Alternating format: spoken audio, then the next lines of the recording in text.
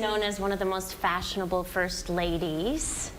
And she's from right here in Iowa. Yeah, good morning and welcome to Erin Scheinblum, who's also fashionable, by the way. Sure, from the Hoover Presidential Library Museum, and a special guest in the middle of us. Would you please introduce him? Very special guest, flew in just to do the show. That's right, Edward Maeder, who will be joining us on Saturday. Edward is an absolute legend, guru, the king when it comes to talking about this. So he was kind enough to make the trip up to Cedar Rapids from West Branch with us today. We even played Uber, right? We had a good time. In fact, I was here in December. I drove 5 hours from my sister's place in Wisconsin to spend 6 hours in the library looking at these things. And driving back, I got an Iowa speeding ticket, but never mind. But you still returned. Did you pay it? That's the question. I did. Oh, yes, I did. Otherwise, They we'll let have you people back in. waiting out in the lobby for you at the end of the segment. And my insurance company hates that, but never mind. Well, you guys have a big event coming up, and we've been teasing this. Edward, behind you, these are actual dresses worn by the former First Lady. Tell me about the care and concern that goes into moving these from point A to point B. Lou Henry Hoover is one of the most unsung heroes, I think, of the White House. These clothes are just some of the ones in the collection. They are spectacular, they're beautiful, they're colorful. She is known generally as wearing dull gray, black, brown clothes. It's not true. No. It all comes from a 1923 book that was written that said that. And I'm going to expose the fact that that book was annotated by Lou Henry Hoover herself, saying that this is not true. And I'm going to be talking about her life of fashion. The first photograph we have of her from when she was a year old, she's next to her mother, who is straight out of Harper's Bazaar fashion plate. She was surrounded by fashion. She was interested in fashion as a little girl.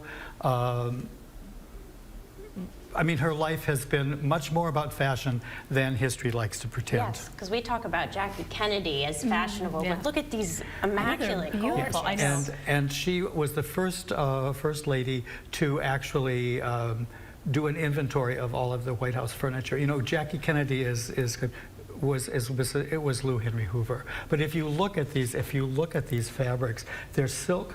They're much of it is hand stitched. Wow. The colors are just exquisite.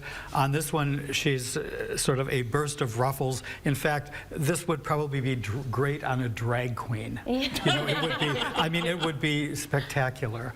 But her taste and her fascination. In the First World War, she was involved with raising tens of thousands of dollars to support the lace makers in Belgium. Well, and you were showing us during the segment there are categorized, noted, I wore this on this day. I wore this here. It wasn't it was done by her secretary. This is every single day what she wore, and if she changed her clothes at lunch, the same dress, for the symphony concert, another dress, and down to the color of her stockings. It's Look at that. Yeah, we're absolutely. kind of Hold getting that up right there. March incredible. 17th, 1932. Wow. This is fascinating. And again, notice how we're all staying away from the dresses. But Erin, to have Edward be able to come and not only do this little show with us, but you guys have an event coming up on Saturday where you're really going to be able to dive in and just listen to him, and it's truly a fascinating show and tell. Talk a little bit about that. Yeah, so that's really what it is. So on this Saturday from 2 to about 5 p.m., you can join us at the museum.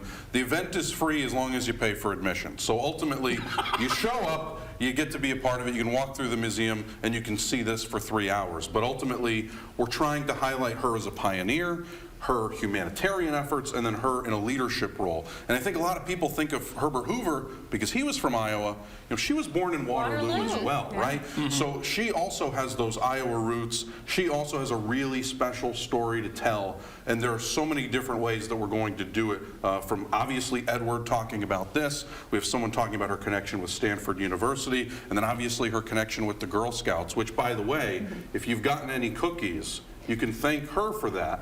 because she actually is part of the reason why they were mass manufactured instead of locally baked. Wow. That was her. So you're saying this is historic, is what you're saying? Absolutely. I think I found my new favorite Yes, first and- lady. I know, me too. Yes, and by the way, I've been to 6 different presidential libraries, and not one of them hold a candle to this presidential library. That's The amazing. displays are spectacular, the information's fascinating, and if you live within the sound of my voice and you have not been to this museum, shame on you. You heard it here, yes. Yeah. There's your next 30-second commercial right there, right Aaron. there. Golden. Edward, it's so just amazingly great to us to be able to have you here. You know, to be able to have somebody of your caliber come spend a little time with us. I wish we could have given you the whole hour.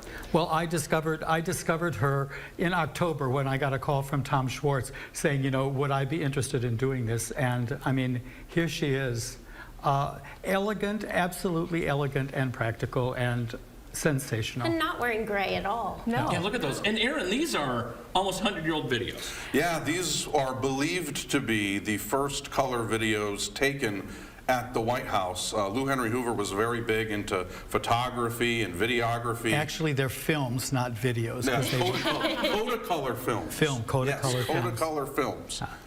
Wow. This is fascinating. It Do is. we have any idea where she wore this dress? That has not been delved into. I mean, that's a multi-year project of coordinating, you know, the information. But I'm going to be talking about a cotton dress that she wore that is all tied in with the cotton industry and a huge crisis in 1932. So it's a lot of interesting stuff. Great. It's gorgeous. That is gorgeous. All right, so where can people find more information? Simple as this, hoover.archives.gov. right. Everything you would need to know, you can find right there on our website. If you scroll down a little bit, there's that big Hoover 150 logo, which you guys have seen before. Click on that. It has events from now all the way through August. So All right. a lot of stuff happening. Thank you All guys right, for thank coming you. in.